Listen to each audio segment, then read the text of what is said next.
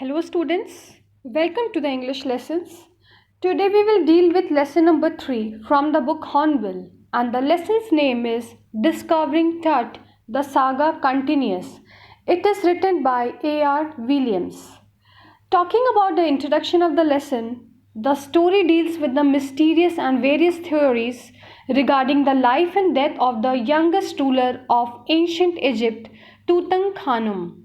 His tomb was discovered in 1922 by the famous archaeologist Howard Carter, and since then his mummy has been subjected to a X-ray and later a CT scan. These investigations have answered a lot of questions and offered new clues on his life and death. So, what is mummy? A mummy is a preserved dead body.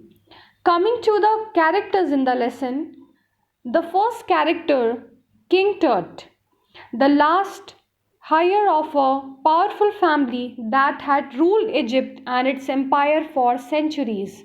His preserved body was the first to be scanned. So, King Tut, his body was the first, his preserved body was the first to be scanned. The next character is Howard Carter in the lesson. So, Howard Carter is a British archaeologist who in 1922 discovered King Tut's tomb. So, who discovered King Tut's tomb? Howard Carter in 1922.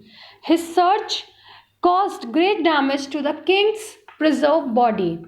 The next character is Jahi Hawass, the Secretary General of Egypt's Supreme Council of Antiquities. He scanned King Tut's mummy for an accurate forensic reconstruction.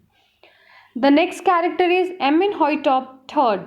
So, King Tut's father or grandfather, who was a powerful ruler who ruled for almost 4 decades.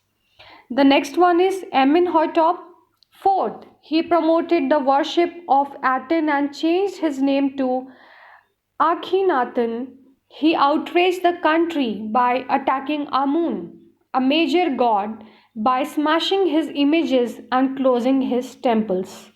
Now, dealing with the summary of the lesson, detailed summary of the lesson, King Tut was just a teenager.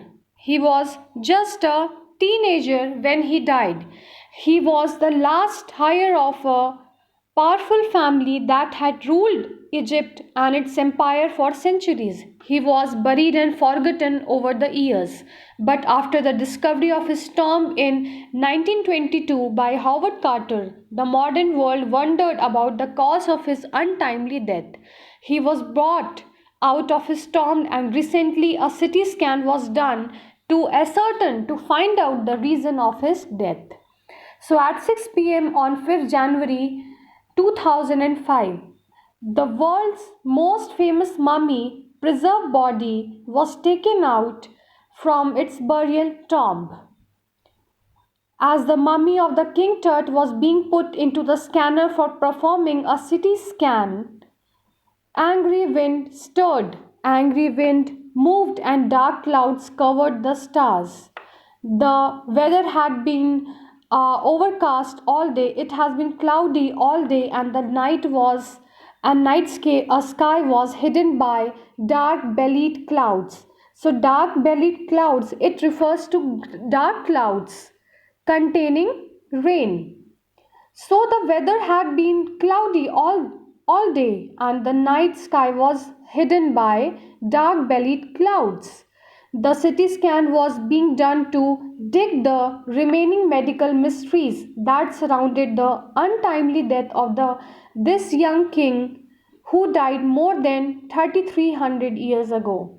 So King Tut's tomb lies 26 feet underground in the ancient Egyptian cemetery known as the Valley of the Kings. So, tourists from around the world came to visit the tomb to pay their respects. They gazed at the murals. Murals means painting on the walls. So the tourists, they gazed at the murals on the walls of the burial chamber and looked at the King Tut's gilded face on the lid of his outer coffin. So King Tut's face was covered with gold. The visitors were curious and thoughtful. Some feared the Pharaoh. Pharaoh's curse would befall those who disturbed him. So, Pharaoh was a ruler in ancient Egypt. So, he was an ancient Egyptian king. So, Howard Carter, who was a British archaeologist who in 1922 discovered King Tut's tomb after years of useless searching. It remains the richest royal collection of ever found. They were dazzling. There were dazzling. It means there were extremely attractive or exciting works of an art in gold that had caused a sensation then and continue to draw attention even today. King Tut was also buried with everyday things such as board games, a bronze razor, cases of food, clothes, wine, etc. that he would need in the life after death. So there was their certain belief. So Jahi Hawass, Secretary General of Egypt's Supreme Council of Antiquities means something very old objects. So Supreme Council of Antiquities explained that the mummy was in a very bad condition because of what Howard Carter did to it. Howard Carter found King Tut's body in three nested coffins. In the first coffin, he found a covering decorated with the garlands of soft wood. So in the coffin, he found a shroud, means covering decorated with garlands of willow. It means garland of softwood and leaves, wild celery. Wild celery is a plant, lotus petals and cornflowers, which indicated that the burial took place in March or April. When he finally reached the mummy, he ran into the trouble. The ritual resins had hardened. So the ritual organic substances were hardened, cementing King Tut to the bottom of the solid gold coffin. So Howard Carter, he tried to loosen the resins.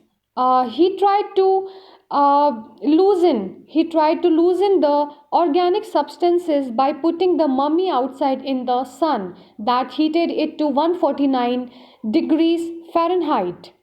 For several hours, the mummy was set outside in blazing sunshine, but nothing happened. So the search was useless. He outside in the blazing sunshine, but nothing happened. He reported that though material had to be cut from under the limbs and trunk to free the king's remain, the royals in King Tut's time believed that they could take their fortune with them after death. Hence, King Tut was buried with all expensive belongings. To separate King Tut from his ornaments, Howard Carter men removed the mummy's head and cut off nearly every major joint.